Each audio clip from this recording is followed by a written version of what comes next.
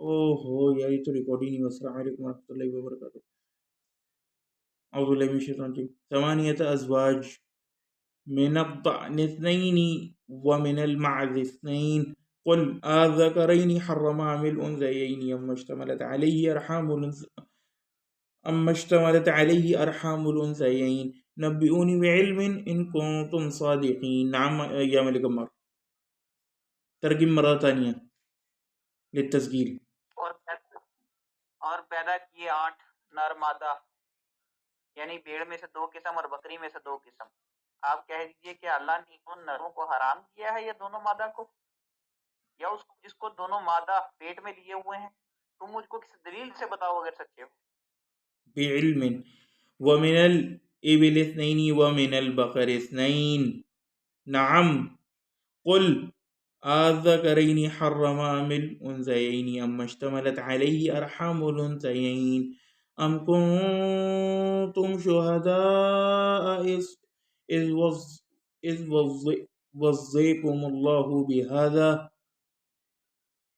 فمن أظلم ممن افترى على الله كذبا ليضل الناس بغير علم إن الله لا يهدي القوم الظالمين۔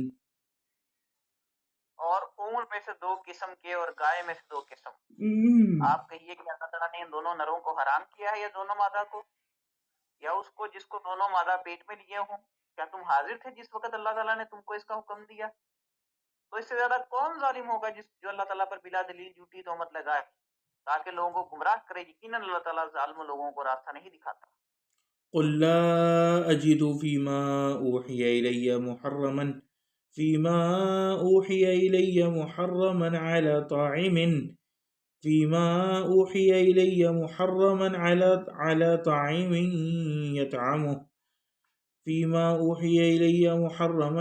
طاعم يطعمه إلا أن تكون ميتة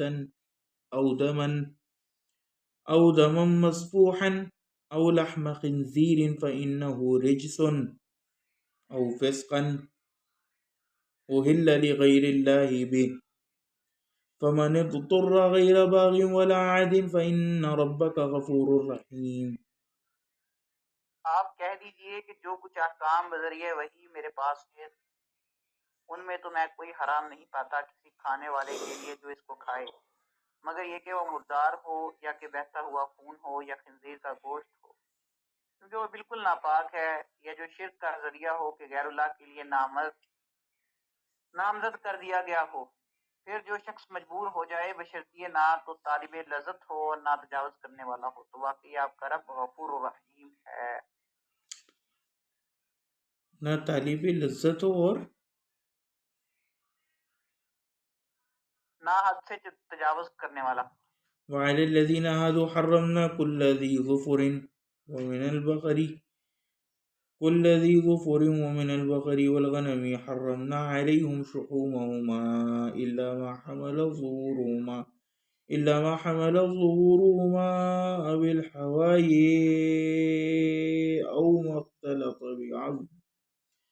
ما اختلط بعظم ذلك جزيناهم ببغيهم وإنا لصادقون۔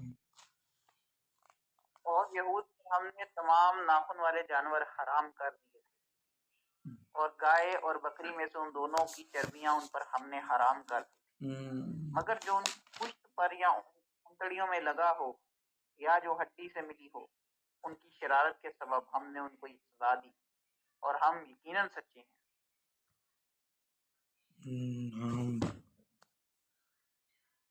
الآن هنا نقرأ التفسير۔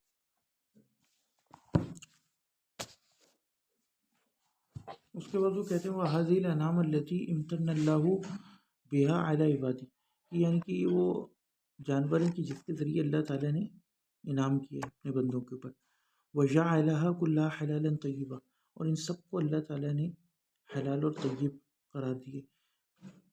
فَصَّلَ بِأَنَّهَا، اور پھر اللہ تعالیٰ نے اس کی تفصیل بیان کری کہ کون کون تھے۔ ثمانیۃ ازواج، 8 pairs، من الضأن اثنین، بھیڑ میں سے یعنی کہ کیبش، قبس،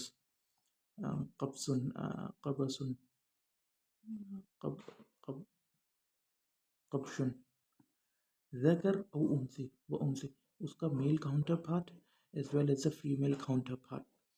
ومن المعز اثنین اور معز یعنی الغنم یعنی الشات وفحلہ اور اس کا میل کاؤنٹر پارٹ یعنی کہ بکری کا اور بکرا كذلك فهذه أربعة تو یہ چار ہیں كلها داخلة فيما أحل الله لا فرق بين شيء منها یعنی کہ سب داخل ہیں اس چیز میں جس کو اللہ نے حلال کیا اور ان کے درمیان کوئی فرق نہیں.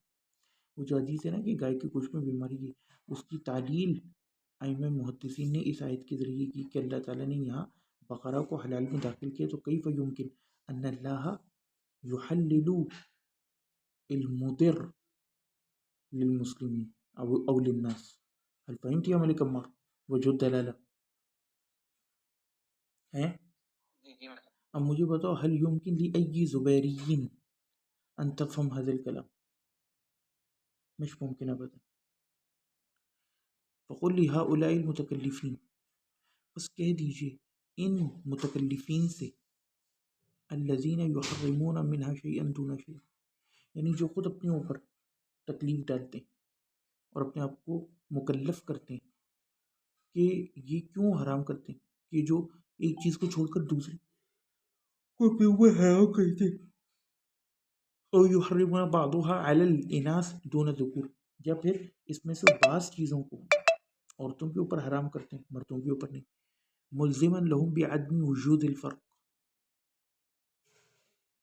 اور اس کے اوپر اپنے اوپر لازم قرار دے لیتے ہیں جبکہ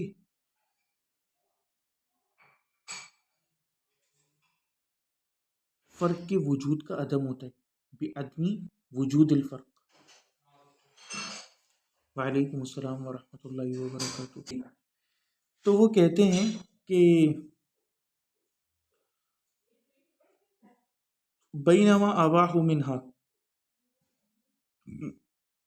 جبکہ وہ حرام ہے ان میں سے جبکہ وہ مباح ہیں. وحرموا اور وہ حرام کرتے ہیں الذکرین یعنی کہ الذکرین کے کیا مذکر ہے من الدعن والمعز حرم اللہ کے اللہ نے ان کو حرام کیا. فلستم تقولون بذلك وتطردونه تو تم ایسا کبھی نہیں کہہ سکو گے اللہ کے اوپر رکھ کر وتطردونه اور تم خود اس کو رد کرو گے. عامل انسیین یہ کہ انسیین کو اللہ نے حرام کیا اناث کو حرم اللہ من الدعن والمعز. فلیس هذا قولکم تو تمہارا قول نہیں ہے لا تحریم ذکور الخلص ولا الاناث الخلص من الصنفین نہ خالصتاً ذکور کا نہ اناث کا ان دونوں صنفوں میں سے. بقی اذا كان الرحم مشتملا على ذکر وانث او على مجهول فقال ام تحرمون تو اب معاملہ کیا رہ جاتا ہے رحم مادر کا جو کہ مذکر پر بھی مشتمل ہو سکتی ہے اور مؤنث پر بھی. او علی مجہول یا مجہول پر یعنی ہمیں پتہ ہی نہ ہو کس چیز کے ساتھ پریگننٹ ہے. فقال ام تحرمون مشتملت علیہ ارحام الانثیین کہ ارحام الانثیین جو اٹھائی پھرتی ہیں پریگننٹ وومس اس کے اندر جو کچھ ہے کیا وہ حرام کیا ہے اس کو تم حرام کرتے ای انسی الضان و انسی المعز من غیر فرق بین ذکر و انثی فلستم تقولون ایضا بهذا القول تو تم لوگ یہ بات بھی نہیں کہتے. فاذا كنتم لا تقولون باحد هذه الاقوال الثلاثه التي حصرت الاقسام الممکنه في ذلك فالى اي شيء تذهبون یعنی جب تم یہ تینوں چیزیں نہیں کہتے جو تین ممکنات میں سے ہیں تو پھر تم لوگ کس چیز کی طرف چلے جا رہے ہو. if you can't say anything for sure فلماذا تم تقولون هكذا نبئوني بعلم ان كنتم صادقين یعنی tell me with علم ان کنتم صادقین فی قولکم و دعواکم تمہارے قول اور تمہارے دعوے میں. ومن المعلوم انہم لا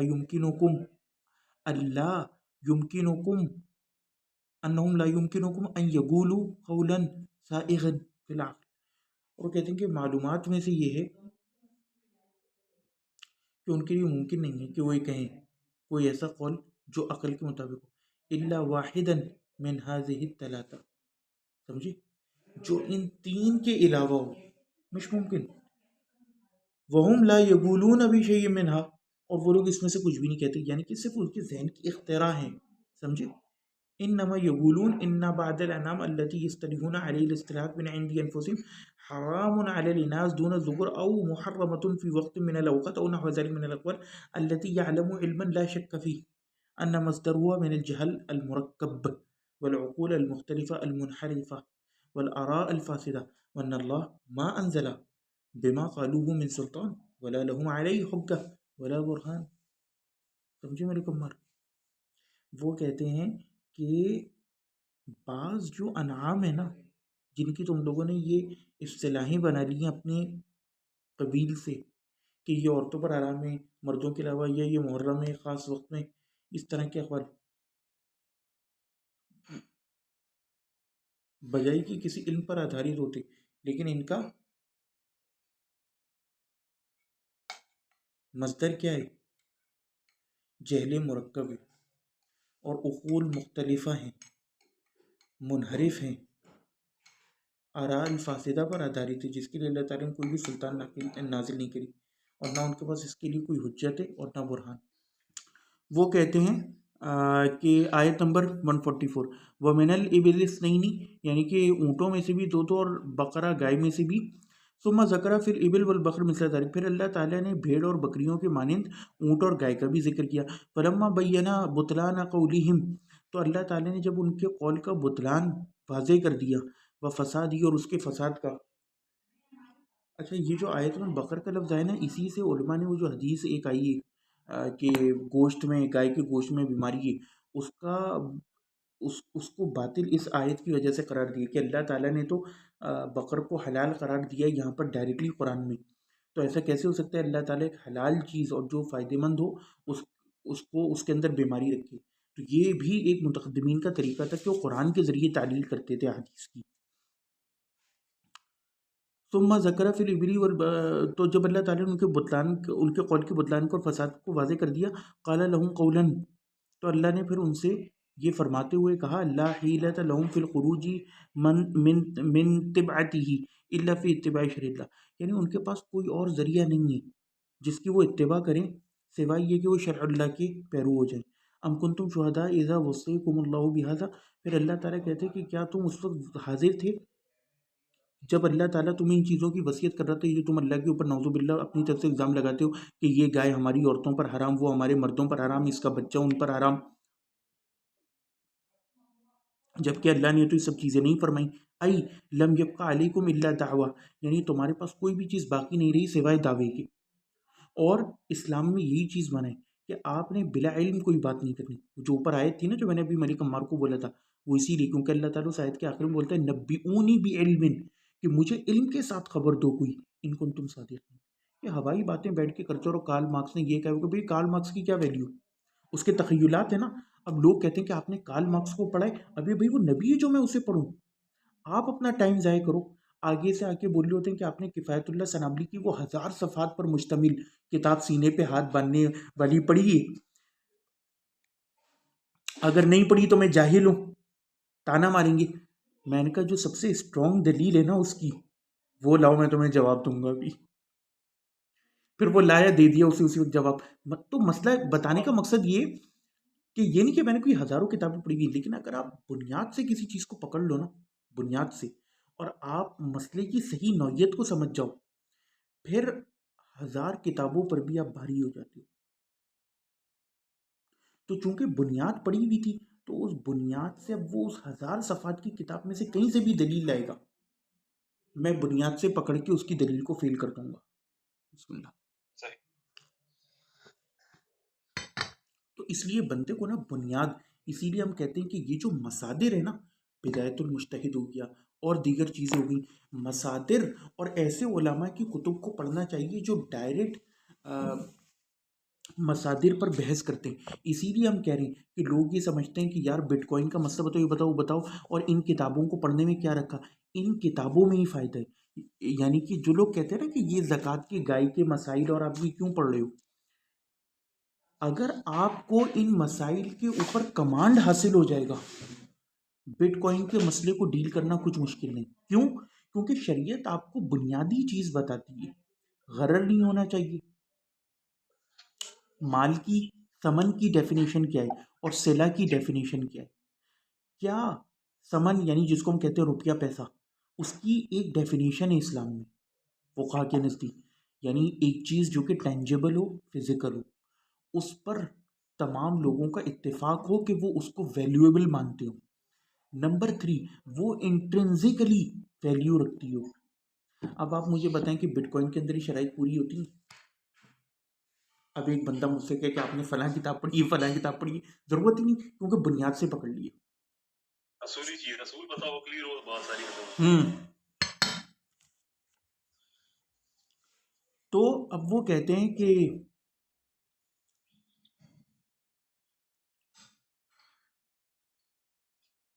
یعنی تمہارے پاس کوئی بھی چیز باقی نہیں رہی سوائے دعوے کی. لا سبیل لکم الا صدقھا وصحتھا، یعنی کہ اب تمہارے پاس کوئی سبیل باقی نہیں رہی کہ یا تو تم یہ کہو کہ ہماری جو باتیں وہ سچ ہے اور وہ صحت والی ہے، وَإِيَّا أَن تَقُولُوا، یعنی پھر تمہیں کہنا پڑے گا ان اللہ وصانا بذالک، کہ اللہ نے ہمیں اس کی وصیت کی ہے. وَأَوْحَىٰ إِلَيْنَا كَمَا أَوْحَىٰ إِلَىٰ رُسُلِهِ، یا پھر یہ کہنا پڑے گا کہ اللہ نے ہماری طرف بھی وحی کی ہے جس طرح اللہ نے اپنے رسولوں کی طرف وحی کی ہے. بل اوحى الینا وحیا مخالفا لما دعت الیہ الرسل، وہ کہتے ہیں بلکہ الٹا تمہیں آگے سے کہنا پڑے گا کہ اللہ نے ہماری طرف ایسی وحی کی ہے جو اس وحی کی مخالف ہے جو دوسرے رسولوں کے پاس آئی ہے. وَنَزَلَتْ بِهِ الْكُتُبُ، اور جس وحی کے ساتھ باقی کتب نازل ہوگی. پوائنٹ سمجھے آپ؟ تو یہ پھر ایک کیا بن جائے گی؟ کنفیوژن. اب اس کنفیوژن کو ڈیل کرو. اچھا میں آپ کو ایک مزے کی بات بتاؤں، بہت مزے کی بات. اچھا میں کبھی کبھار سوچتا ہوں کہ میں جو ہے نا تفسیر کو شارٹ کروں گا، اکثر سوچتا ہوں، لیکن اللہ کی طرف سے اس وقت آمد ہو جاتی ہے اور وہ پوائنٹ اتنا امپورٹنٹ ہوتا ہے کہ بتانا ہوتا ہے تو اس میں پھر لمبی ہو جاتی ہے بات. اب یہ پوائنٹ اتنا امپورٹنٹ ہے، یہ جتنے بھی جھوٹے انبیاء ہیں نا، انکلوڈنگ مرزا غلام احمد قادیانی، اور جو ابھی زندہ ہیں، 2-4 مشہور شاید آپ جانتے ہو. ایک تو وہ سعید جنجوا ہے جو وہاں جرمنی میں جو یہی قادیانی جماعت سے نکلا ہے. ایک زاہد خان ہے جرمنی میں کلین شیو جس کے آگے پیچھے ننگی عورتیں گھومتی رہتی ہیں. اور ایک اور ہے احمد عیسیٰ جو آج کل بھارت بھاگا ہوا ہے، وہ پاکستان سے تھا. کچھ افریقہ میں بھی ہے. ہاں شاید وہاں بھی ہوں گے. مزے کی بات یہ کہ جن تینوں کے میں نے آپ کو نام بتائے نا، یہ سب پچھلے انبیاء کی تصدیق کرتے ہیں، کہتے ہیں کہ محمد نبی ہیں، کہتے ہیں کہ عیسیٰ نبی ہیں. یہاں تک کہ یہ جو احمد عیسیٰ نا، وہ کہتے ہیں غلام احمد قادیانی بھی نبی ہے، اور وہ جو سعید جنجوا جو ان کے خلاف ہے وہ کیا کہتے ہیں، اس کو بھی غلام احمد قادیانی کو بھی نبی کہتے ہیں. کیسی عجیب بات ہے، یعنی کہ اپنے سے پہلے سب لوگوں کو نبی کہتے ہیں لیکن پھر ساتھ میں کہتے ہیں کہ انہیں غلط بات سمجھ میں آئی، مجھے صحیح وہی پہنچی ہے. اب یہ اپنے آپ میں کتنی بڑی کانٹریڈکشن ہے. اب آپ اس کے ساتھ قرآن کی اس بات کو ملائیے کہ اللہ تعالیٰ کہتا ہے کہ اگر یہ اللہ کے علاوہ کسی اور کی طرف سے ہوتی تو تم اس میں اختلاف پاتے. یعنی نبیوں کا ایک سلسلہ مربوط ہے. اگر آپ نے کسی طرح کسی نبی کا انکار کرنے کی کوشش کی نا، آپ پھنس جاؤ گے، کیونکہ پھر آپ کو یہ ایکسپلین کرنا پڑے گا کہ یار اتنے سارے انبیاء تسلسل سے آئے، آج تک آدم انسانی کو کچھ پتہ ہی نہیں چلا اور آپ ہی کے اوپر حقیقت کشف ہوئی، تو آپ پھنس جاؤ گے. لہٰذا چاروں ناچار آپ کو ان انبیاء کی تصدیق کرنی پڑتی ہے اپنے دعوے کو سچا ثابت کرنے کے لیے. یعنی کہ میں کوئی الگ بات نہیں لایا ہوں، وہی بات لے کر آیا ہوں جو وہ آئیں. لیکن اب مسئلہ کیا آتا ہے، بات یہ الگ کر رہے ہوتے ہیں تو یہاں یہ پھنس جاتے ہیں. ان کی مجبوری ہوتی ہے وہ ان کا انکار کرنا، لیکن مان بھی رہے ہیں. ہاں سمجھے کتنا یہ ایک امپورٹنٹ وہ ہے. تو اسی کی طرف وہ کہہ رہے ہیں کہ پھر اگر تم یہ بات بالفرض کوئی معاند بندہ ہو، ڈھیٹ بدتمیز، تو وہ کہہ بھی دے کہ ہاں میرے اوپر بھی وہی آئی ہے، لیکن اب اسے یہ مسئلہ حل کرنا پڑے گا کہ بھائی تمہارے اوپر جو وہی آئی ہے تو پچھلوں کے اوپر جو آئی اس کا کیا حساب ہے، تو وہ پھنس جائے گا. اب یہ بھائی ہیں، کتنا عجیب ان کا بالکل الگ عقیدہ ہے، لیکن قرآن کو مانتے، قرآن ہی سے دلیل نکالتے ہیں. اچھا یہ شعیب علیہ السلام تک بھی رکتے ہیں بھائی جو ہیں؟ نہیں وہ دوسرے وہ جو سیریا میں جن کی وہ مسئلہ تھا، کیا نام ان کا، وہ کون سا گروہ ہے؟ وہ تو مندائی ہے نا، مندائی. ابھی جو مسئلے چل رہے تھے وہ بڑی بڑی مونچھوں والی داڑھی والے، کیا نام ہے ان کا؟ اچھا وہ کرد جو ہیں، ہاں دروز ہاں وہ ہاں دروز کا تو الگ ہی سلسلہ ہے، وہ تو ہے ہی الگ. ایک مندائی بھی ہیں جو سے 4 نبیوں کو مانتے ہیں اور وہ پانیوں کے قریب رہتے ہیں اور روزانہ انہیں غسل کرنا ہوتا ہے، ان کا مذہب بھی توحیدی ہے. اچھا تو ان کے یہاں سب سے بڑا نبی ایک یحییٰ علیہ السلام ہے، ایک غالباً آدم ہے، نوح ہے، اور ایک اور ہے، وہ بھی ایک فرقہ ہے، ٹھیک وہ بھی عراق کے کچھ علاقوں میں. ٹھیک ٹھیک. بہذا افطراء، اس کے بعد وہ کہتے ہیں بہذا افطراء لا یجہلہ احد، وہ کہتے ہیں کہ لیکن یہ ایک ایسی افطرا ہے، بہذا افطراء، یہ ایک ایسی افطرا ہے اللہ کے اوپر کہ جس سے کوئی بھی جاہل نہیں. یعنی کہ آپ اگر یہ بات کرو گے تو فوراً پھنس جاؤ گے. ولہٰذا قال، اسی لیے کہا فمن ازلم، کہ کون اس سے زیادہ ظالم ہوگا. فمن ازلم ممن افترى علی اللہ کذبا، کہ وہ اللہ کے اوپر ایک جھوٹ افطرا کرے، لیضل الناس، تاکہ لوگوں کو گمراہ کرے، بغیر علم، بغیر علم کے. یعنی کہ وہ علم کا تو دعویٰ کر ہی نہیں سکتا نا، ورنہ پھنس جائے گا. ای مع کذبہ و افترائی علی اللہ، یعنی اپنے کذب اور افطراء کے ساتھ اللہ کے اوپر، قصدہ بذالک، اور اس کا مقصد اس سے کیا ہوتا ہے، دلال عباد اللہ عن سبیل اللہ، کہ وہ لوگوں کو اللہ کی راہ سے گمراہ کرے. بغیر بینہ منہ ولا برہان، بغیر کسی بینہ کے جو اللہ کی طرف سے اسے پہنچا ہو، نہ برہان کے ساتھ. ولا عقل ولا نقل، نہ عقل اس کے ساتھ ہوتی ہے، نہ نقل اس کے ساتھ ہوتی ہے. نقل سے مراد وہی ہے ریٹن قرآن حدیث یا اس طرح. ان اللہ لا یہدی القوم الظالمین، اللہ تعالیٰ قوم ظالمین کو ہدایت نہیں دیتا.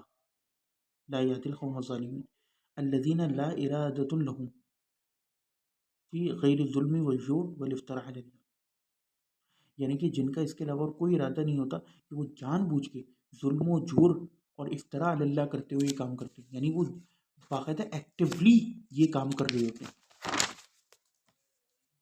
یہ نہیں کہ غلطی سے ہو گیا. آیت نمبر 145، قل لا اجد فیما اوحی الی محرما، کہ نبی آپ فرما دیجیے کہ میں جو پڑھتا ہوں یا جو میری طرف وحی کیا جاتا ہے، فیما اوحی الی، اس میں کسی بھی چیز کو حرام نہیں پاتا. علی طاعم یطعمہ، کسی کھانے والے کے اوپر طعام میں سے جو اسے کھاتا ہے، الا ان یکون، سوائے یہ کہ وہ ہو میتتن او دمن مسفوحا، یا بہتا ہوا خون، میت بہتا ہوا خون، او لحم خنزیر، یا خنزیر کا گوشت، فإنہ رجس، کیونکہ وہ رجس ہے، او فسقا، یا فسق، احل لغیر اللہ بھی، جس کو اللہ کے نام کے علاوہ حلال کیا گیا. اچھا، مالکیہ کے نزدیک جو ہے نا، خنزیر کا گوشت تو رجس ہے، کیونکہ آیت میں لحم الخنزیر لفظ آئے، لحم کہتے ہیں گوشت کو، لیکن مالکیہ کے نزدیک ویسے خنزیر کی کھال اور اس کا تھوک پاک ہے. مزہ آیا؟ یہی حکم شراب کا رہے گا، خمر والا بھی ہے تو وہ بھی نجس ہی ہے. دیکھیں لیکن مسئلہ یہ ہے نا کہ شراب کو ایز اے ہول ذات رجس کا ہے، یہاں پہ لحم الخنزیر کا ہے. اگر خنزیر صرف کا ہوتا نا تو جیسے میتا ہے، میتا میتتن، اب یہ میت جو بغیر ذبح کیے ہوئے مر جائے، یہ پوری کی پوری نجس ہے. میں سمجھ گیا. یہاں پہ گوشت کا ذکر ہے، وہاں پہ ایز اے ہول خمر کا ذکر ہے. جی. اچھا، یہ وہی آیت ہے جس کی بنیاد پہ مالکیہ وہ جو کچھ چیزیں فقہ میں، بعض فقہ میں وہ چیزیں حرام کنسیڈرنگ ہوتی ہیں کھانے پینے میں. جی جی جی جی اس کو یہ آخر کی آیات میں سے ہے. جی، یہ آیت بھی اور سورہ مائدہ کی بھی، کیونکہ سورہ مائدہ کی تو باقاعدہ وہ جو آیت ہے نا، آیت نمبر 3، اس کے فوراً بعد اللہ تعالیٰ کہتا ہے کہ الیوم اکملت لکم دینکم. سمجھے؟ باقی جو احادیث بھی ہیں وہ منسوخ مانی جائیں گی. ہاں، یہ مالکیہ کی دلیل ہے، مالکیہ ڈان مضبوط ہے، کیونکہ یہ آخری احکامات میں سے ہیں، تو اس میں اللہ تعالیٰ نے نفی کی ہے باقی ان چیزوں کی کہ کون ہے جو حرام کر رہا ہے. مضبوط ہے اوبیسلی، ایسی تھوڑی نا مالکی مذہب کے قائل ہوئے ہیں. سنیں، ہاں اچھا، ہاں مزے کی بات، ایک ہی آیت کے اندر الفاظ ہیں، حرمت علیکم المیتۃ والدم ولحم الخنزیر وما اہل لغیر اللہ بہ والمنخنقۃ. اچھا، مزے کی بات ہے، اس آیت کے اندر اللہ تھوڑی تفصیل سے کچھ چیزیں بیان کرتا ہے کہ چوٹ لگ جانے والا جانور زمین پہ جو گر جائے اونچائی سے، والموقوذۃ والمتردیۃ والنطیحۃ وما اکل السبع، اور جس کو اہل سبع یعنی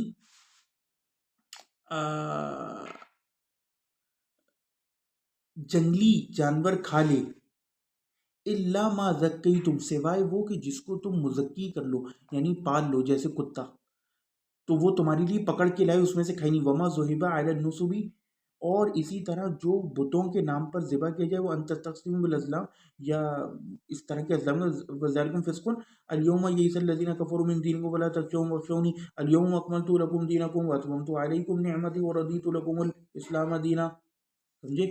اور پھر یہ آیت چلتی ہے۔ تو اس لیے جی، تو اب اس کے علاوہ باقی جتنے جانور ہیں، چاہے وہ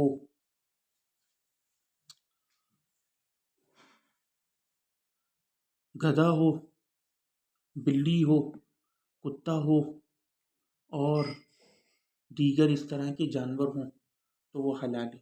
البتہ ہاتھی جو ہے نا، ہاتھی حنابلہ کے یہاں بھی حلال ہے۔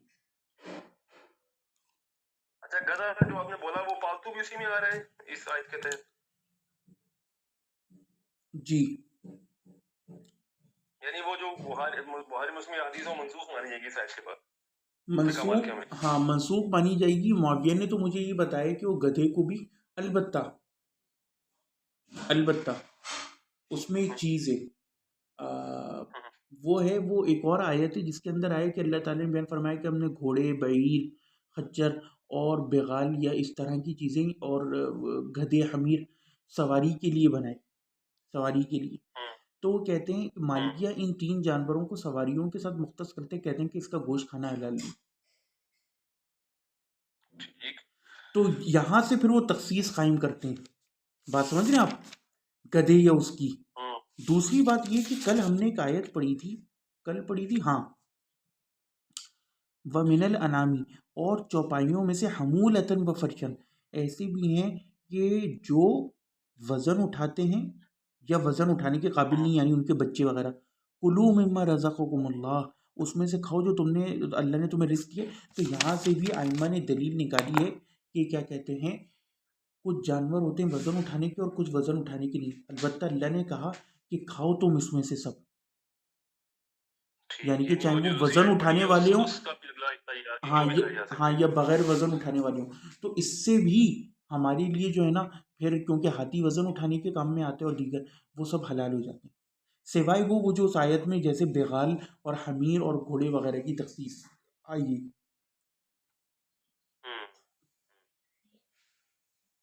دوسرا وہ جو آیت ہے، وہ جو حدیث ہے نا، گو کہ وہ تو مالکیہ کے نزدیک یا تو مستحب پر محمول کی جاتی ہے یا منسوخ سمجھی جائے گی، ویسے زیادہ تر اس کو ندب پر محمول کرتے ہیں، ڈائریکٹلی منسوخ نہیں کہتے۔ تو وہ یہ کہتے ہیں کہ بھئی ہاتھی کے دانت دکھانے کے اور کھانے کے اور سمجھے، وہ کہتے ہیں کہ ہاتھی ان سے شکار تو کرتے ہی نہیں، کیونکہ اس کے اندر ہے کہ جو اس سے شکار کرے، زیناب وہ ہوتے ہیں جو شکار کرے ان دانتوں سے، ان دو کینائن سے۔ تو وہ کہتے ہیں کہ ہاتھی تو ان دانتوں کو شکار کے لیے استعمال ہی نہیں کرتا، یہی وجہ ہے کہ حنابلہ بھی ہاتھی کو حلال کہتے ہیں۔ ہاں، کھاتے ہی گھاس پھوس ہے یا پینٹس کھاتا ہے، پینٹس بڑے شوق سے۔ جی،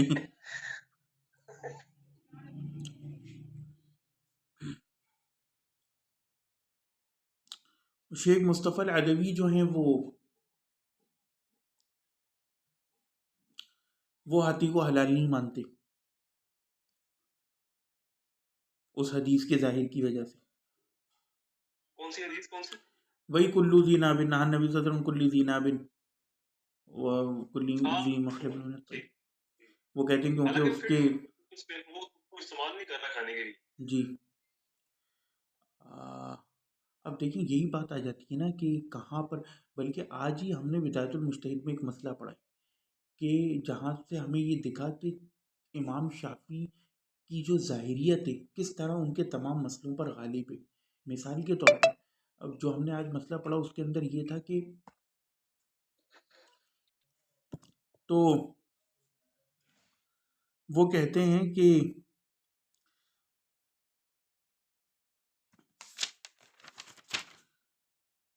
جب اللہ تعالیٰ نے ذکر کیا، لما ذکر تعالی ذم المشرکین، مشرکین کی اللہ نے مذمت ذکر کری، علی ما حرموا من الحلال، اس چیز کی جو انہوں نے حلال میں سے حرام کیا تھا، وَنَسَبُوهُ إِلَى اللَّهِ، اور اس کی تنسیب کری اللہ کی طرف، وَأَبْطَلَ قَوْلَهُمْ، اور باطل کیا ان کا قول۔ اچھا اب میں آپ کو ایک اور بات بتاؤں کہ جب اللہ تعالیٰ نے مشرکین کی مذمت کر دی تو پھر وَنَسَبُوا إِلَى اللَّهِ وَأَبْطَلَ قَوْلُهُمْ، اور اللہ تعالیٰ نے ان کے قول کو باطل کر دیا، امر تعالیٰ رسول، اللہ تعالیٰ نے اپنے رسول کو حکم دیا، ان یبین للناس، کہ وہ بیان کریں لوگوں کے لیے، ما حرم اللہ علیہم، جو اللہ نے حرام کیا ان کے اوپر، لیعلموا ان ما عدا ذلک حلال، تاکہ وہ لوگ یہ جان لیں کہ جو اس کے علاوہ ہے وہ حلال ہے۔ من نسب تحریمہ الی اللہ، جو کوئی کسی اور چیز کی تنسیب کرے حرام ہونے کی اللہ کی اور، فہو کاذب مبتل، تو وہ کاذب باطل ہے۔ اچھا یہی وجہ اوور آل مالکی فقہ میں نا امام مالک زیادہ تر مکروہ کا لفظ استعمال کرتے تھے، اور امام احمد بھی، لیکن اب یہ جو ہے متاخرین لوگ نہیں سمجھ سکتے کہ وہ کس احتیاط کے پیش نظر یہ الفاظ استعمال کر رہے تھے۔ وہ سمجھتے ہیں کہ امام احمد نے جاہلوں کی طرح بولتے۔ اب سوچیں، یہ ہمیں آج اتنے عرصے کے بعد اور علم حاصل کرنے کے بعد بات سمجھ میں آ رہی ہے، جو جاہل امامی اور یہ اہل حدیث لونڈے ہوں گے وہ کیا بولتے ہیں؟ امام احمد کو بات پہنچی نہیں ہوگی، اسی لیے انہوں نے کہا ہے کہ میں اس معاملے میں ہی سمجھتا ہوں، ہمیں حدیث پہنچ گئی ہے، اس کے اندر انانا ہے اور یہ مسئلہ ہے تو لہٰذا یہ چیز حرام ہے۔ ارے امام احمد کو بھی پتہ تھا، لیکن وہ احتیاط کے پیش نظر یہ جملے استعمال کرتے تھے کہ میں اس کو اچھا نہیں سمجھتا۔ یعنی وہ اپنی علم کی بنیاد پہ احتیاط کر رہے تھے، یہ اپنی جہالت کی بنیاد پہ عالم بنے بیٹھے ہیں۔ جی، کہ ہمیں پہنچ گئی ہے حدیث، ہمیں پتہ چل گئی ہے۔ من لأن تحریم لا يكون الا من عند الله على لسان رسوله وقد قال لرسوله صلی اللہ علیہ وسلم، وہ کہتے ہیں کیونکہ تحریم جو ہوتی ہے وہ نہیں ہوتی سوائے یہ کہ اللہ تعالیٰ کی طرف سے اپنے رسول کی زبان پر، وقد قال لرسوله۔ اچھا دوسری وجہ دلالت کیا ہے؟ ایک تو یہ ہوتا ہے نا کہ اللہ نے قرآن میں ایک بات مجمل فرما دی، اب بات سمجھ رہے کہ کوئی حکم دے دیا کہ نماز پڑھو اور یہ کرو، اب رسول اس کی تشریح کر رہے، کیونکہ اللہ نے فرمایا کہ رسول تبین کے لیے آئے۔ یہاں اللہ ڈائریکٹ ایک جملہ کہلوا رہے نبی سے، وقت قال علی رسول، کے رسول ان کو تلاوت کر کے پڑھ کے بتاؤ کہ جو مجھ پر وحی کیا گیا جو کچھ اس میں سے میں کچھ نہیں پاتا۔ یہ بہت اسٹرانگ دلیل مالکی ہے۔ قل لا اجد فیما اوحی الی محرما علی طعام یطعم، بہت اسٹرانگ دلیل ہے، اگر کوئی اس کو آنکھیں کھول کے پڑھے تو، ای محرما اکلہ بقطع النظر عن تحریم الانقفاع بغیر الاکل وعدمی، یعنی کہ میں نہیں پاتا کسی بھی چیز کو حرام اس کا کھانا سوائے وہ چیزیں قطع نظری کے ساتھ، چاہے وہ انتفاع فائدے کے لیے ان تحریم الانتفاع بغیر الاکل وعدمی،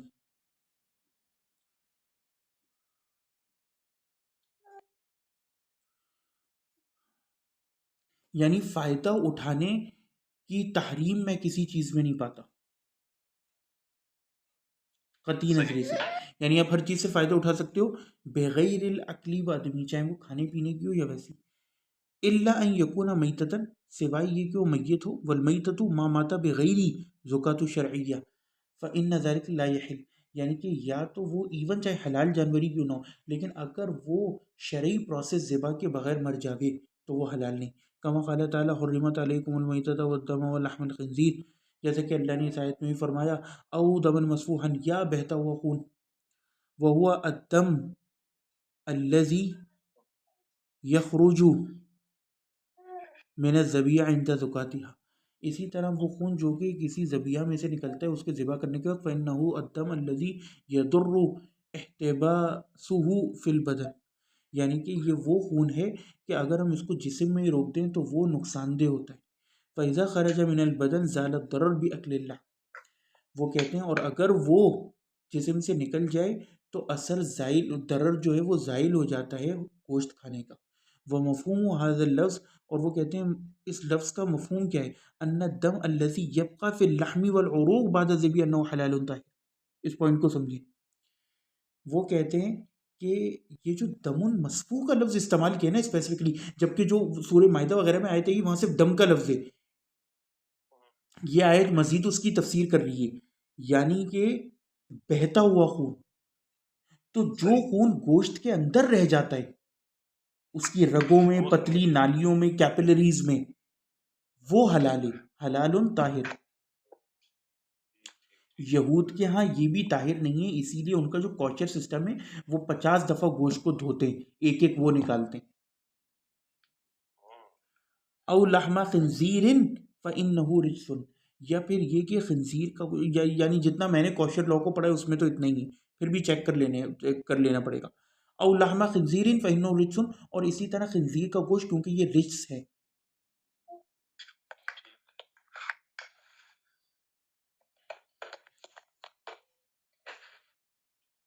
اچھا دوسری بات، یہ جو آیت ہے نا اس کے اندر آیا ہے فَإِنَّهُ رِجْسٌ،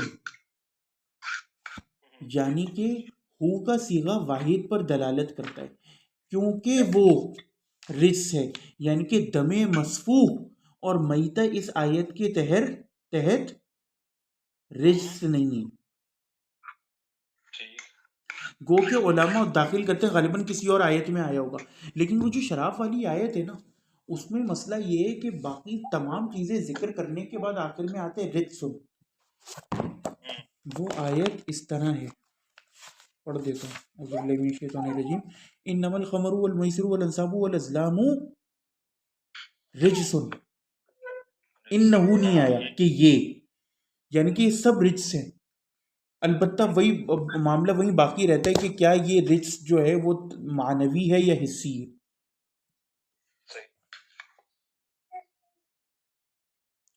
فَإِنَّ هَذِهِ الْأَشْيَاءَ ثَلَاثَةٌ رِجْسٌ، وہ کہتے ہیں تو یہ تینوں چیزیں جو ہیں یہ رجس ہیں، گندگی ہیں. ای خبث نجس مدر، گندگی ہیں، نجس ہیں، خبیث ہیں اور مدر ہیں.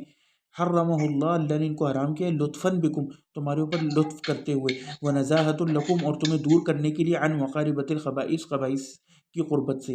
او وہ کہتے ہیں یا پھر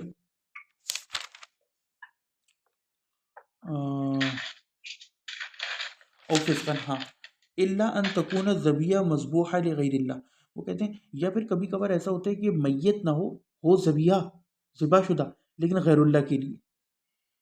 من الاوثان، بتوں میں سے، والآلیہ التی یعبدها المشرکون، یا جو مشرکین دیگر آلیہ کی عبادت کرتے تھے، الہ کی ان کے لیے ذبح کیا گیا ہو. فإن هذا من الفسق الذي هو الخروج عن طاعة الله الى معصيته، تو کہتے ہیں کہ یہ ایک ایسا فسق ہے جو کہ آپ کو خارج کر دیتے ہیں اللہ کی اطاعت سے، اس کی معصیت کی اور. فمن اضطر، تو جو کوئی مضطر ہو جائے، غیر باغی، بغیر باغی ہوئے، ولا عادل، نہ اللہ کی حدوں کو پھیلانے والا، فإن ربک غفور، تو بے شک آپ کا پالنہار جو ہے غفور رحیم ہے. ای ومع هذا فهذه الاشیاء المحرمات من اضطر الیہ، ای حملت الحاق والضرور الاکل شیء منها بان لم يكن عنده شیء وخاف على نفسه التلف غیر باغین، ای مرید لاکلیہ، باغین سے مراد یہ کہ اس کا بغی چاہ رہا ہو کھانا، من غیر اضطرار، بغیر اضطرار کے، ولا عادن، ای متجاوز للحد، حد سے بڑھنے والا نہ، بان یاکل زیادۃ حاجت. یہ بہت امپورٹنٹ بات ہے کہ اگر آپ بھوکے مر رہے ہو نا تو آپ کے لیے صرف یہ جائز ہے کہ آپ 4-5 نوالی سور کے گوشت کے کھاؤ زندہ رہنے کے لیے. اب آپ کو پھر ویٹ کرنا ہوگا اس حالت پہ پہنچنے کا کہ پھر سے اضطرار والی حالت کہ بالکل مرنے والی حالت جو ہے تو پھر 4-5 نوالے کھا لیے. یہ نہیں کہ مرنے والی حالت پہ پہنچے تو لو جی اب وہ سور کی بریانی بنا کے کھا لی دبا کے، ہاں، یا وہ کیا بولتے ہیں سور کا اچار گوشت، بین یاکل زیادۃ عن حاجتی، اپنی حاجت سے زیادہ. فإن ربک غفور رحیم، ای فاللہ قد سامح من کان بهذا الحال، یعنی کہ اللہ تعالیٰ اس کو معاف کر دیتے جو اس حال پہ پہنچے.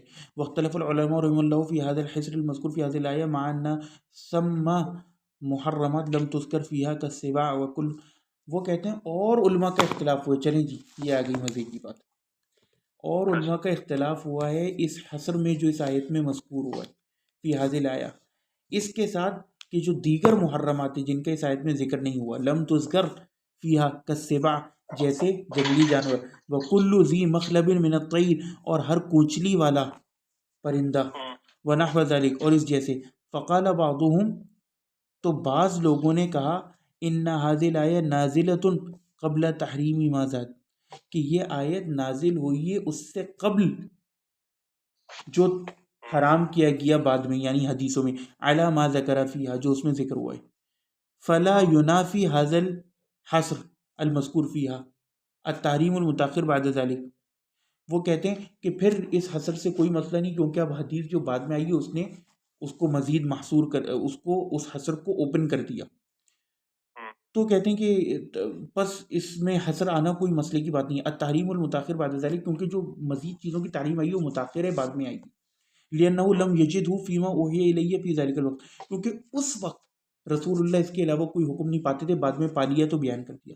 وقال بعضهم، اور بعض لوگوں نے کہا ان هذه الآية مشتملة على سائر المحرمات،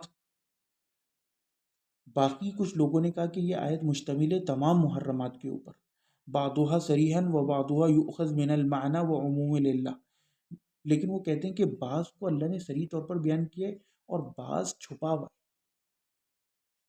جو کہ معنی سے اور عموم العلہ سے لیا جائے گا، یعنی کہ ہر وہ چیز جس کے اندر اس کی علت آ جائے، یعنی میت کے اندر اگر آپ کو کوئی علت مل جائے، اور یہ بھی ایک فقہ میں امپورٹنٹ چیز ہوتی ہے، اب وہ علت جس جس چیز میں پائی جائے گی، دم المسفوح جس جس چیز میں پایا جائے گا تو وہ چیز حرام ہو جائے گی۔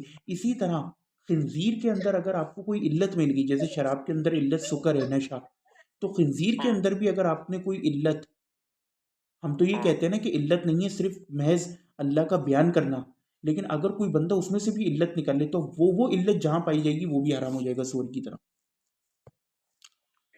فإن قوله تعالى في تعليل الميتة والدم ولحم الخنزير أو الأخير منها فقط فإنه رجس،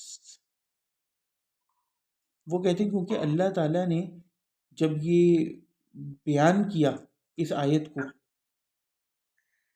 تو اللہ تعالیٰ نے آخر میں کیا کہا، فإنه رجس، کہ گندگی ہے، تو یہ ایک طرح سے تعلیل ہے، یعنی گندگی کی علت جہاں بھی پائی جائے گی، سمجھے؟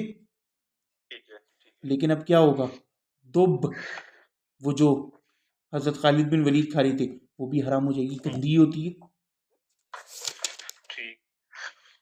یہاں تک کہ وہ 40 دن میں ایک دفعہ پیشاب کرتی ہے، اور وہ بھی ایک قطرہ۔ اب آپ سوچیں اس کے اندر وہ ساری گندگی جو کھائی رہے گی، جی، تو اب آپ کیا کریں گے؟ تو یہ کچھ مسائل ہیں، اور میں آپ کو ایک بات بتا دوں کہ یہ جو شیخ ہے نا، بہرحال ہیں تو کیونکہ سعودیہ کے، تو کہیں نہ کہیں ان کے اوپر حملی مسلک جو ہے نا وہ غالب رہتا ہے، تو یہ جو ہے نا اتنا کھل کے اس بات کو بیان کریں گے نہیں، اب دیکھ لیتے۔ فَإِنَّهُ رِجْسٌ وصف شامل لكل محرم، کیونکہ وہ کہتے ہیں کہ یہ جو گندگی کا وصف ہے یہ ہر محرم چیز کو داخل ہے، ٹھیک ہے۔ فإن المحرمات كلها رجس، کیونکہ جتنی بھی محرم چیزیں ہوتی ہیں گندگی ہوتی ہیں، رجس ہوتی ہیں، وخبث اور خبیث ہوتی ہیں، وهي من اخبث الخبائث المستقذرة التي حرم على عبادي صيانة لهم وتكرم عن المباشرة الخبيث الرجس، اور وہ کہتے ہیں کہ اس طرح جتنی بھی پھینکی ہوئی جو اخبث الخبائث چیزیں ان کو اللہ نے حرام کیا بندوں کے اوپر، ان کو اس چیز سے بچانے کے لیے، اور ان کو ان کی کرامت کے لیے، تاکہ وہ خبیث اور رجس کے قریب بھی نہ جائیں۔ وَيُؤْخَذْ تَفَاصِيلُ الرِّجْسِ الْمُحَرَّمِ مِنَ السُّنَّةِ، اور وہ کہتے ہیں کہ رجس اور محرم چیزوں کی جو تفاصیل ہے نا وہ ہمیں سنت سے بھی ملتی ہے۔ فَإِنَّهَا تُفَسِّرُ الْقُرْآنَ، کیونکہ سنت جو قرآن کی تفسیر بیان کرتی ہے، وہ تبین المقصود منہ، اور اس کے مقصود کا تبین کرتی ہے سنت۔ اب آپ دیکھیں انہوں نے 2 فقہی نقطۂ نظر بیان کیے، ایک تو ان کا جو کہتے ہیں کہ یہ آیت بعد میں، جبکہ ہم نے وہاں بھی پڑھا تھا کہ، اور شاید یہ بات انہوں نے وہیں سورہ مائدہ میں بھی بولی تھی، وہاں تو بول دی تھی انہوں نے کہ یہ آیات مالکیہ کے نزدیک جو ہے وہ بعد میں نازل ہونے والی ان میں ہے، اور وہ تو آیت نمبر 3 واضح ہی ہے، لیکن یہاں پہ انہوں نے یہ بات واضح طور پہ بیان نہیں کری، جس سے پھر لوگوں کا دماغ کہیں اور جا سکتا ہے۔ تو وہ کہتے ہیں کہ فَإِذَا كَانَ اللَّهُ تَعَالَى لَمْ يُحْرَمْ مِنَ الْمَطَاعِمِ إِلَّا مَا ذَكَرَ وَالتَّحْرِيمُ لَا يَكُونُ مَصْدَرُهُ إِلَّا شَرْعًا اللَّهِ دَلَّ ذَلِكَ عَلَى أَنَّ الْمُشْرِكِينَ الَّذِينَ حَرَّمُوا مَا رَزَقَهُمُ اللَّهُ مُفْتَرُونَ عَلَى اللَّهِ مُتَقَوِّلُونَ عَلَيْهِ مَا لَمْ يَقُلْ، وہ کہتے ہیں کہ اگر اللہ تعالیٰ نے کوئی بھی چیز کھانے کی چیزوں میں سے حرام نہیں کری سوائے وہ جو ذکر ہوئی، اور وہ کہتے ہیں کہ تحریم کا جو مصدر ہے نا وہ سوائے شرع اللہ کے اور کوئی نہیں ہوتا. یہ اس بات پر دلالت کرتا ہے کہ مشرکین نے جن چیزوں کو حرام کیا تھا جو اللہ نے ان کو رزق کے طور پر دی تھی وہ ان لوگوں نے افتراء علی اللہ کے طور پر کیا تھا. متقولون علیہ ما لم یقل، اور ان لوگوں نے اللہ کی طرف ایسے قول کی تنسیب کری تھی جو اللہ نے کہا ہی نہیں. لیکن مسئلہ یہ کہ یہاں تو نبی کہہ رہے ہیں نا، تو پھر یہ ایک الگ پوائنٹ ہے. اور یہ ایک الگ پوائنٹ ہے کہ وہ حدیث پرانی ہے اور آیت جو ہے وہ آخر کی ہے. وفل آیا احتمال قوی، وہ کہتے ہیں کہ اس آیت کے اندر البتہ احتمال بہت قوی ہے. لولا ان اللہ ذکر فی الخنزیر، وہ کہتے ہیں اگر تو اللہ تعالیٰ نے اس کے اندر ذکر نہ کیا ہوتا خنزیر کا، وہ ہوا، اور وہ کیا ہے، ان السیاق فی نقدی اقوال المشرکین المتقدمہ فی تحریم ما احل اللہ وقودہم بذلک بحسب ما سولت لهم انفسهم وذلک فی بہیمۃ الانعام خاصہ. وہ کہتے ہیں کہ اس کے اندر ایک احتمال یہ ہے کہ صرف اللہ تعالیٰ مشرکین سے اس وقت خطاب نہیں کر رہا تھا، کیونکہ مشرکین نے تو صرف بہیمۃ الانعام کے اندر چیزوں کو حرام کیا تھا. خنزیر تو ان کا عمومی ڈائٹ میں تھا ہی نہیں، لیکن اللہ نے پھر خنزیر کا بھی ذکر کیا.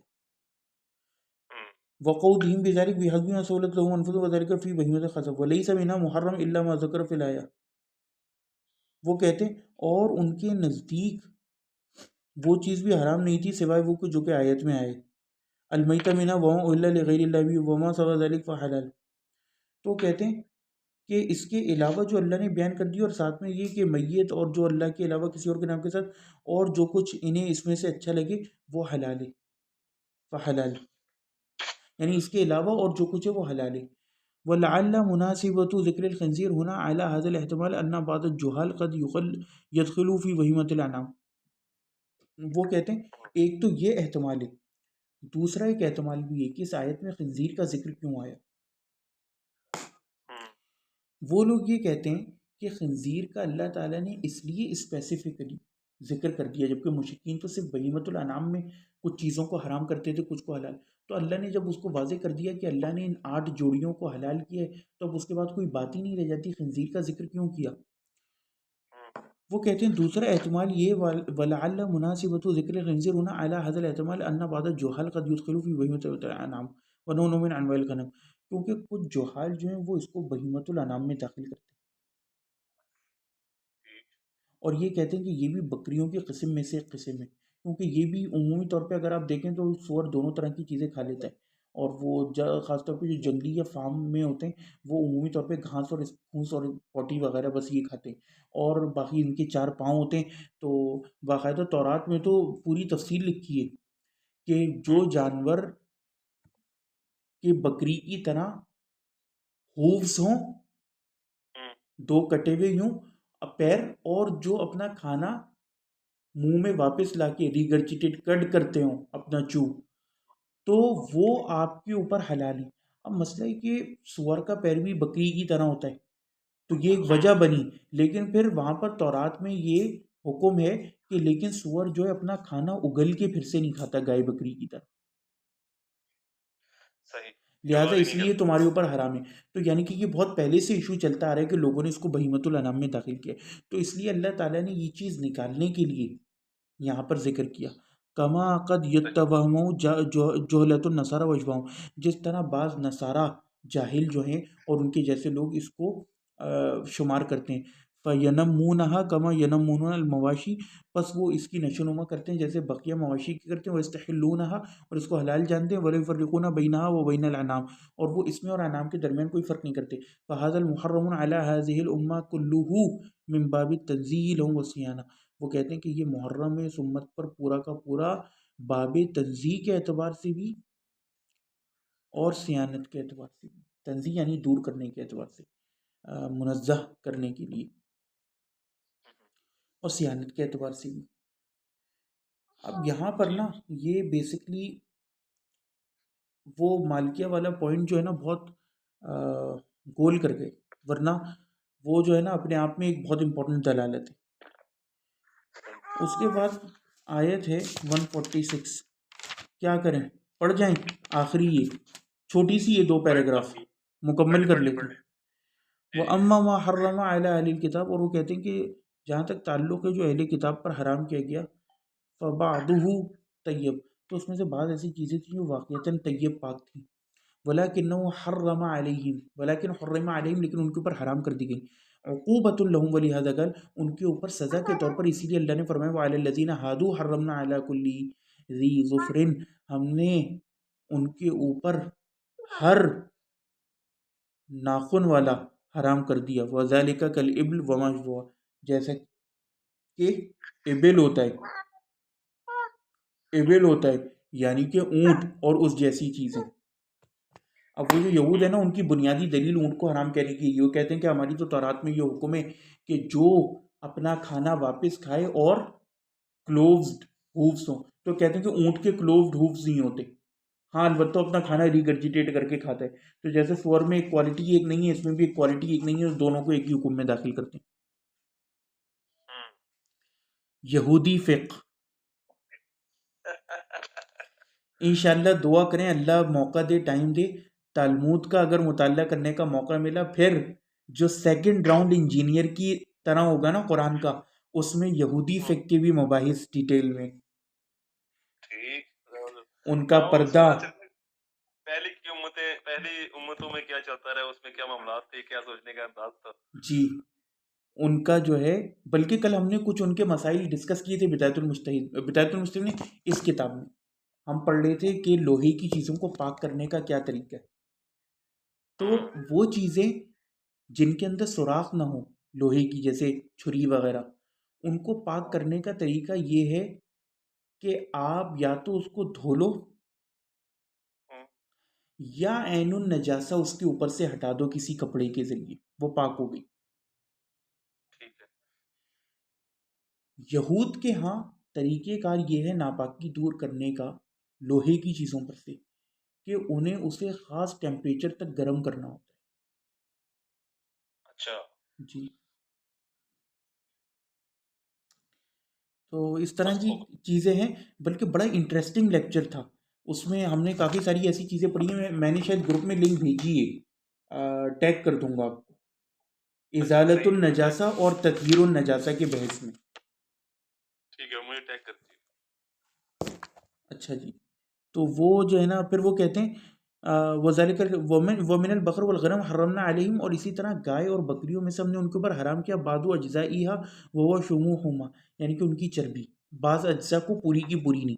ولیس المحرم جمیع شحوم منہا، اور وہ کہتے ہیں کہ چربی میں سے بھی نا ساری چربی ان کے اوپر حرام نہیں کری، بل شحم العالیہ والترب ولہذا استثناء شحم الحلال من ذلک. وہ کہتے ہیں بلکہ ان کے لیے جو ہے نا، جو یعنی جہاں پر موٹے چربی کے گچھے ہوتے ہیں اس کو مین حرام کیا گیا، کوہان وغیرہ یہ اس طرح کی.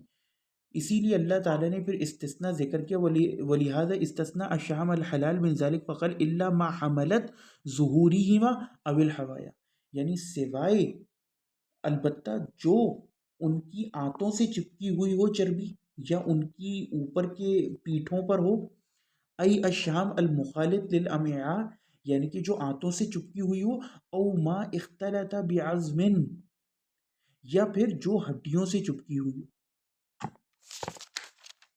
تو وہ حلال تھی ان کے لیے.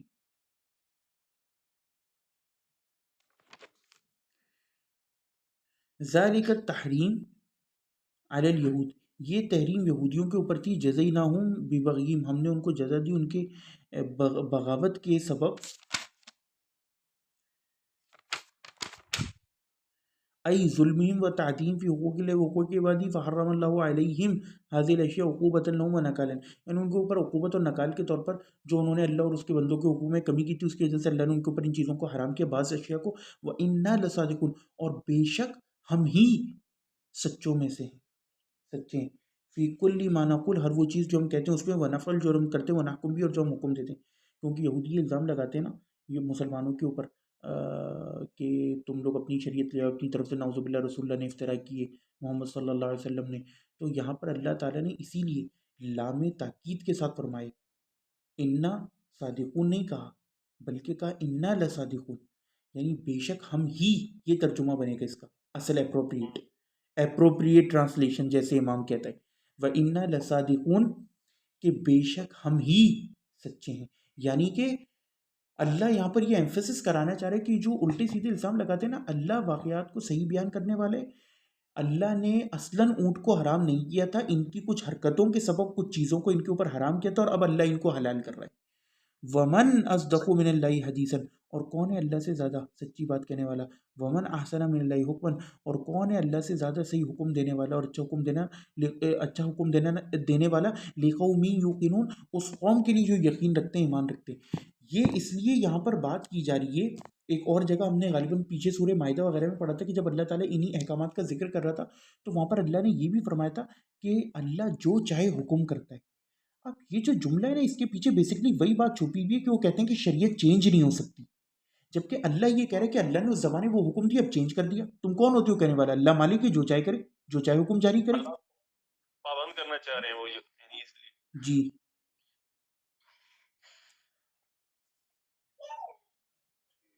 اصل میں مسئلہ نا تھوڑا ان ڈیپتھ ہے. اب جیسے ہم ہیں، چونکہ ہمارے اوپر شریعت ختم ہو گئی تو ہم غلام احمد قادیانی کی حلال کی ہوئی چیزوں کو حلال نہیں کہتے. تو بیسکلی وہ یہ کہتے ہیں کہ اب تورات میں تبدیلی نہیں ہو سکتی، کیونکہ تورات میں ایک آدھ آیت اس طرح کی ہے، یا انجیل میں جو اس بات پر دلالت کرتی ہے کہ یہ تبدیل نہیں ہوگی یا اس قیامت تک چلے گی اس طرح، تو وہ وہاں سے نکالتے ہیں. پھر اس کا جواب دینے کا ایک ٹیکنیکل طریقہ ہے، محمد حجاب وغیرہ اور یہ لوگ دیتے ہیں. بس اللہ مدد کرے. وہ طریقہ یہ ہے کہ وہ جو ہے نا، ان کے ایک دو چھوٹے انبیاء کی زندگیوں سے، جو کہ تورات میں ہی ان کی کتابیں شامل ہیں، کیونکہ تورات جو ہے نا بیسکلی اولڈ ٹیسٹمنٹ وہ تورات اور کچھ انبیاء کے صحائف کا مجموعہ ہے، اور یہودی ان سب کو مانتے ہیں. پھر نیو ٹیسٹمنٹ جس میں انجیل اور دیگر کچھ کتابیں وہ الگ ہے. تو وہ اس میں سے غالباً پتہ نہیں جیرمیہ ہے یا پھر یوشع بن نون ہی ہے. انہوں نے نا جنگ کے دوران اچانک ان کے زمانے میں نا سیٹرڈے کے دن جنگ پڑ گئی. اب یہودی چاروں طرف سے گھر گئے، تو پھر اللہ تعالیٰ نے وہاں کچھ دیر کے لیے، جیسے خانہ کعبہ میں رسول اللہ کو اجازت دی تھی، سیٹرڈے کے دن جنگ کرنے کی اجازت دی. اب یہ پوائنٹ مسلمانوں کو مل گیا ہے. مسلمان کہتے ہیں کہ دیکھو اللہ نے تورات میں تبدیلی کری نا، بے شک 2 گھنٹے کے لیے. ہاں ان کا اثر ٹوٹ گیا. اور دوسرا یہ بہانہ کہ تم کہتے ہو کہ شریعت تبدیل نہیں ہو سکتی جب تک کہ موسیٰ جیسا بڑا نبی نہ آئے. تو یوشع بن نون تو ان کا غلام تھا، چھوٹا نبی تھا. پوائنٹ سمجھے؟ اور اس میں ایک اور پوائنٹ ہے، جو لوگ زبردستی، ایک اور ان کا پوائنٹ ہے، وہ یہ کہتے ہیں کہ جو نبی بھی یہ دعویٰ کرے کہ میں موسیٰ سے بڑا ہوں تو وہ نبی نہیں ہو سکتا. یہی وجہ ہے کہ موسیٰ کے بعد جتنے انبیاء آئے وہ موسیٰ سے درجے میں کم ہے، بے شک بعد میں آئے. بعد میں آنے کا مطلب یہ نہیں ہوتا کہ وہ پچھلے سے درجے میں بڑھائے. اب مسئلہ یہ کہ ہمارے یہاں مسلمان نہ ہو جاتے ہیں جذباتی، جبکہ اگر غور کیا جائے نا، ہم یہودیوں کے اس پوائنٹ کا بہت آسانی سے جواب دے سکتے ہیں. ہماری بخاری کے اندر ہے، اور موسیٰ کے نام کے ساتھ آئی ہے حدیث. یہ بھی نہیں کہ چلو ایک تو یوشع بن نون والی ہے، ایک تو وہ یونس بن متی والی ہے، ایک موسیٰ کے ساتھ بھی کہ رسول اللہ نے فرمایا کہ مجھے موسیٰ کے بھی برابر نہ کرو. تو ہمارے نبی نے تو خود بول دیا کہ موسیٰ کے برابر نہیں کرو، لہٰذا ہمارے نبی کی نبوت کو مانو، ختم ہو گئی بات. تو یہ بڑا اسٹرانگ پوائنٹ ہے. اور مزے کی بات، میں یہ اس پوائنٹ کے بارے میں سوچ رہا تھا کچھ عرصے کے بعد، میرے سامنے حجاب کی ویڈیو ہے جہاں پہ اس نے، محمد حجاب تھا یا کوئی اور تھا جس نے اسپیسیفکلی اس کو استعمال کیا. اب ہمارے یہاں تو زندیق اور کافر کے فتوے لگا دیں گے کہ نہیں تم کیوں نہیں افضل مانتے. یوکے میں سماعت پاکستان میں نہیں، ڈی ایل پی والے اٹھا کے لے جائیں گے. یہی مسائل ہے نا. جبکہ آپ دیکھو کہ وہاں پہ نا اس یہودی کا منہ بند ہو گیا اس دلیل کے بعد، کیونکہ اس کی بیسک دلیل یہ تھی، اور اس نے کہا یہ اس مسلمان نے آج کیا بات کر دی، کیونکہ اس نے کبھی یہ بات سنی نہیں. یعنی یہودی کو اس کے اصول کے اوپر ہی گرا دیا. جی، اور یہ نہیں کہ صرف جذبات میں گرائے ہو، ہمارے پاس نص ہے، اپنے سے دلیل دے کے ان کے اصول کے اوپر اس کو گرا دیا. ہاں یعنی ہمارے پاس نص ہے باقاعدہ رسول اللہ سے. یہ نہیں کہ چلو یہودیوں سے ہم تقیتاً کہہ دیتے کہ ہمارے نبی موسیٰ سے چھوٹے، لیکن مسئلہ یہ کہ ہمارے پاس دلیل ہے رسول اللہ سے صحیح بخاری میں. اس اچھا اس میں ایک اور چیز بھی، یہ جو حدیث پڑھتے ہیں کہ جس میں نبی علیہ السلام فرمایا کہ میں اولین اور آخرین کا سردار ہوں، تو اس کے بعد وہ شفاعت والی حدیث بیان کی نا، اب اس کی بنیاد کے اوپر وہ یعنی فضیلت دے ہوتے تمام انبیاء کے اوپر، اگر یہ بات بھی کی جائے، لیکن اس حدیث کو بھی دیکھا جائے تو اس میں مخصوص نبی صلی اللہ علیہ وسلم یہ بات کر کے کہ آخرت کے دن کا ذکر کیا کہ اس دن شفاعت میرے ہاتھ پہ ہوگی، تو اس دن میرے ہاتھ میں سرداری ہوگی، جی اس کو اسپیسیفائی کیا. جی وآخر دعوانا ان الحمد للہ رب العالمین. اصل میں دیکھیں شعیب بھائی، مسئلہ کیا ہوتا ہے